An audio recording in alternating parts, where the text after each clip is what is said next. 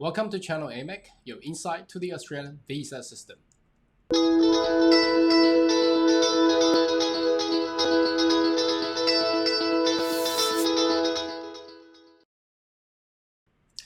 Good day, everyone. My name is Carl Young, your migration agent and migration consultant on YouTube. Now, today we have received news coming from the Department of Immigration from the actual ministers announcing a new labor agreement category, which is under the horticulture. So, if you are interested in horticulture, planting with plants, flowers, trees, and things like that, this may be very interesting and useful for you. So let's continue on the video so I will get through all the detail for you. Now let's go into what the media released that the immigration minister had announced today. So it's actually the 23rd of December, so you're actually watching very updated information news. And by the way, if you do like our video and news feed, please subscribe so you get all the updated information here at channel AMEC. So it's a joint media release by with the Honorable Bridget McKenzie and also of course the Minister for Immigration. Now it's actually at the moment the Honorable Alan Tudge is currently acting minister because the Honorable David Coleman is on a leave. So now as we read on, it basically says the horticulture farmer around Australia will now receive more support. So this is another initiative that the immigration and the Australian government is seeking to assist the agricultural industry around the nation. So we've been long waited for this for so long, and now just before Christmas, it has just been announced. I was actually stunned when I see a news like this coming out on the 23rd of December. I thought it would just come out on the new year, but if we read on, you'll notice that it actually complemented the current working holiday maker program and also Pacific labor scheme and the designated area migration agreement. Now bear in mind, this is a labor agreement under the current TSS 482 structure. So if you do want to know more about it, I do have a previous video you can get into detail on that. Now what does that mean? What is the difference between labor agreement and DAMA? Obviously DAMA is one stream out of labor agreement. Now labor agreement is very wide. Once agreement has been set and agreed by the Department of Immigration and Australian government, there is no restriction on the location. For instance, now giving you an example, if you are a DAMA sponsor, then you will have to be in a DAMA region because it's a designated area, so it has to be in that region.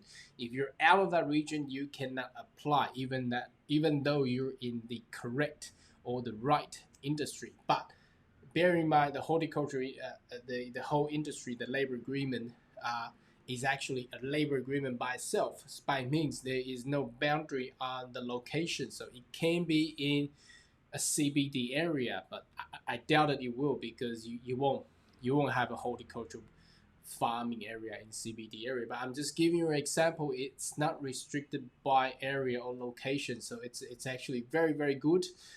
And it will start on the 1st of January 2020. Now, getting back into more detail, I do receive information and a brief from the Migration Institute of Australia, notice 120. Again, it's 23rd of December. It's very updated information. So the horticulture industry labor agreement announced.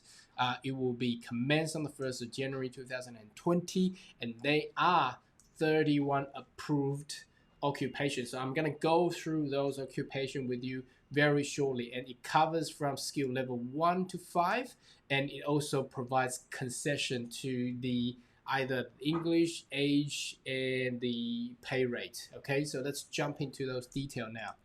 Now this is, let me adjust my windows here. Okay, now here we go. Okay, so this is actually, you can find it. If you go to Google, you type in Home Affairs space horticulture industry labor agreement, you actually get this page straight away. So again, it actually spells out the, on the 23rd of December, blah, blah, blah, they introduced the new horticulture industry labor agreement. Its acronym is HILA. So HILA. Now, if you do work in the industry, ask your employer, have you heard about a HILA?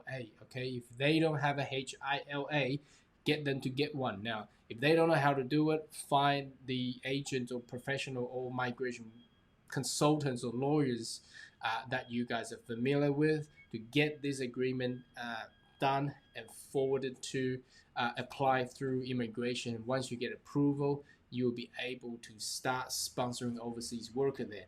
Okay, so coming down again, there's a 31 occupation. We'll go through that. So key feature here, additional occupation. These occupations are actually, a lot of them are not on the skill occupation list. So it's a bonus here.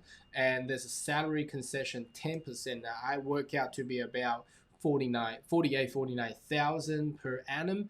Age concession, it can go up to 50, no more restriction under 45. English language concession, well, the original one is company English, which is IELTS 6 across 4 bands. So there is no detail saying how far the concession will go. So I suggest we'll at least 4.5 or 5. Or maybe they'll say, no, you don't need anything. Let's wait until 1st of January. And of course, pathway to permanent residency. Okay, so now we'll jump into the actual detail here to go through this. Now, you can actually find this on immigration website as well. So let's have a look. It basically says, again, what this is all about. So it's actually under the TSS, as I have explained it previously. It has a permanent residency pathway, so it has different, and you can access to following concessions, which I have basically. Oh, here we go. There's the English one now.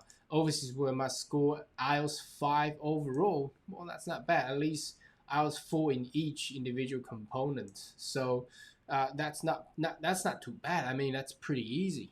Very easy. I mean, I haven't seen anyone being in Australia working and can get less than that. So if you can go McDonald's or KFC, order something, I think you get that anyway. Overseas working can be up to 50 years of age. So that's what we have told about. How do I apply labor agreement? Obviously, that horticulture industry employer will be able to submit applications. So it's gonna go through IMI account. So there will be template structures required, but obviously it's an agreement. So you are actually signing a contract between, if you're an employer, between the employers and the Department of Immigration or Department of Home Affairs within this agreement. Once that's approved, you'll be listed under labor agreements, a little search thingo in there, and then you'll be able to sponsor overseas worker. Okay, now the meat and the detail now. These are the occupations that you can do. Now I've checked out the whole table. Everything is yes here. So it's one thing, you need to get skill assessment, okay? And there's no concession everywhere apply.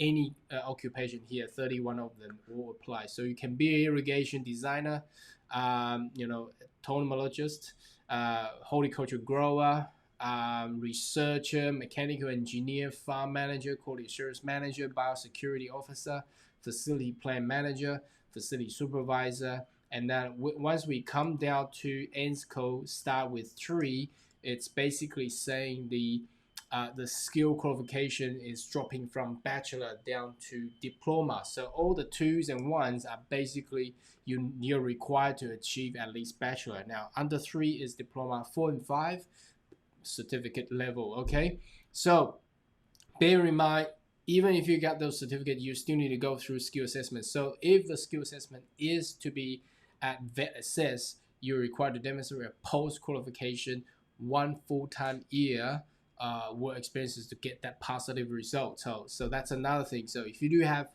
further questions, feel free to leave a comment or email me.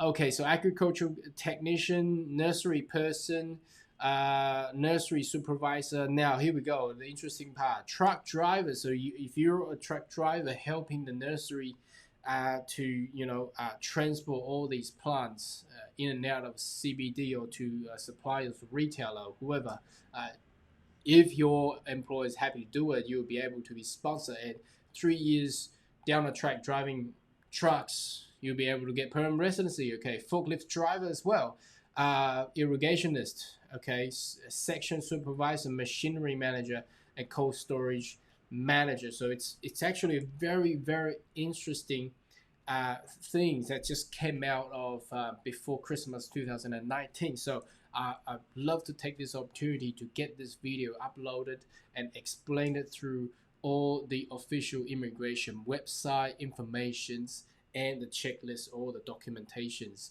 So if you do have further questions, feel free to leave a comment, and I would like to invite you to consider subscribe to the channel so you get more Australian visa insights in the future. Thank you for watching. Goodbye.